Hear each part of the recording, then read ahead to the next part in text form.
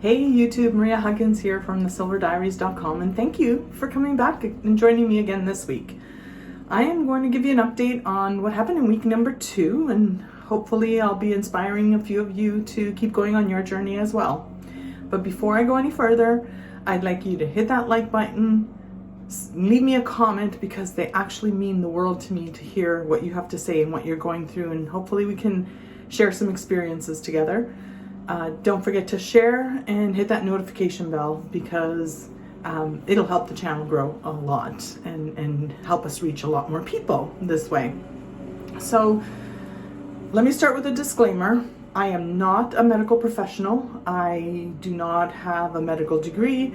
I am just documenting my journey in hope of inspiring those of you who are on the same weight loss journey not to give up, and hopefully get somewhere in your journey alongside with me. So what happened in week number 2? Nothing.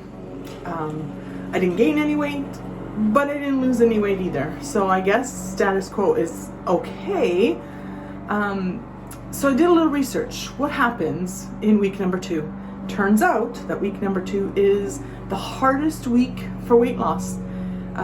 Studies have shown that week number 1, we get really excited, we drink all our water, we lose a lot of water weight, and in week number 2, the scale doesn't show anything. But that doesn't mean that nothing is happening in our bodies, because our bodies are actually working hard now to get readjusted to the new way of eating, and less maybe food or a different quality of food, but it's getting adjusted, and hopefully week number 3 is going to show us some results on the scale.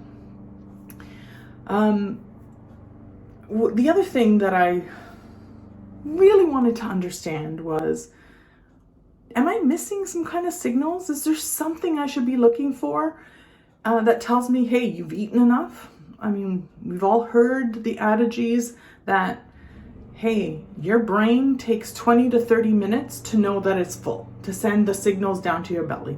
But there's got to be something else that we could be doing in the meantime to make sure that we don't overeat. So I'm going to be putting a couple of links down below so that you can take a look at the studies. But one of the studies said, does your stomach feel full? Like, have you ever gone to a buffet and eat and eat and eat because you're paying for a buffet, and all of a sudden you go home and your stomach just feels like you've eaten a bag of cement? So does your stomach feel full? You should be comfortably full, not to the point where you are just exploding from the food you ate. Are you feeling a little tired or sweaty? When your body says it's had enough, it tends to give you some hints like, oh no man, I'm feeling sluggish.